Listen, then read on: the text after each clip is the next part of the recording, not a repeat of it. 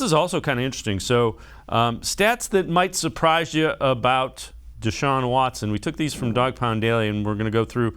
There's 10 of them. We're not going to use all 10 of them today. We'll use them throughout the course of a couple weeks. So he has a 7-14 record when throwing for over 300 yards. If we look at another one, he's rushed for 17 touchdowns and almost 1,700 yards. And we'll go one more, and we'll talk about him. He has thrown for 104 touchdowns, and he's thrown for 39 fourth-quarter touchdowns. Let's start with that first. That was one of the knocks, and I think a legitimate knock against Baker Mayfield is fourth quarter he didn't get it done. Deshaun Watson gets it done in the fourth quarter, and those numbers speak to that. Absolutely, and that was the biggest thing last year for Baker. He had so many chances to win games for the Browns late, whether that was putting them in a position to be up in points, go ahead in points, or to solidify. They'd be up, 3 to 5 points, and they could have drove down the field and got a touchdown. And that obviously wasn't the case a lot of the time, and that was his biggest knock, or one of his biggest knocks. But with Watson, 39 touchdowns in the fourth quarter, that's highly impressive.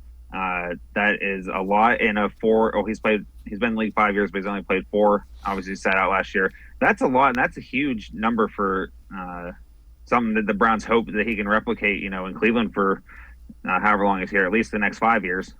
And that's, fourth quarter is where quarterbacks make their reputation. The other thing, 17 rushing touchdowns, so that's a testament to his threat. If you're going to play man and they're going to run you out and he's going to take off. The other thing is you have to cover that 11th guy inside the 20-yard line in the quote-unquote red zone. Right, and there's been some talk that they might run some sort of pistol formation a few different times this year with Watson, Chubb, and Hunt on either side of him. That'd be fantastic because you have a threat of either one of them running, and then you have a threat of either one of the running backs catching out of the backfield. And then if none of that happens, then Deshaun can take off. So I like how that could be. I don't think we'll see that a lot, but I think that's something that they'll explore, especially with how Watson can beat the defense several different ways.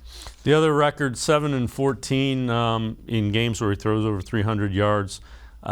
Has never had a really elite running game, especially the last couple of years. So you're falling behind early. You have to throw. That's why you rack up yardage. It's kind of that, I don't want to say meaningless, but it's that misleading passing yardage.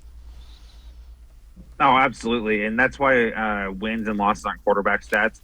But shout out to John Suchan. He's the author of this article that we're talking about. He's a real workhorse for us and does a tremendous job.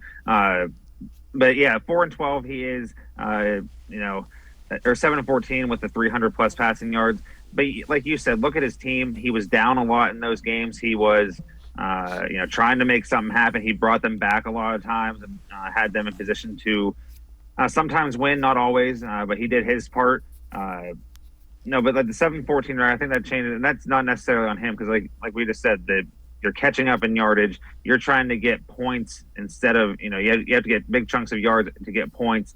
I think that will be a better record, even though that's not a quarterback stat. Wins and losses aren't that for that reason we just said. But, I think we're going to see that flipped with Cleveland because he'll be a guy that can finally get it done for us.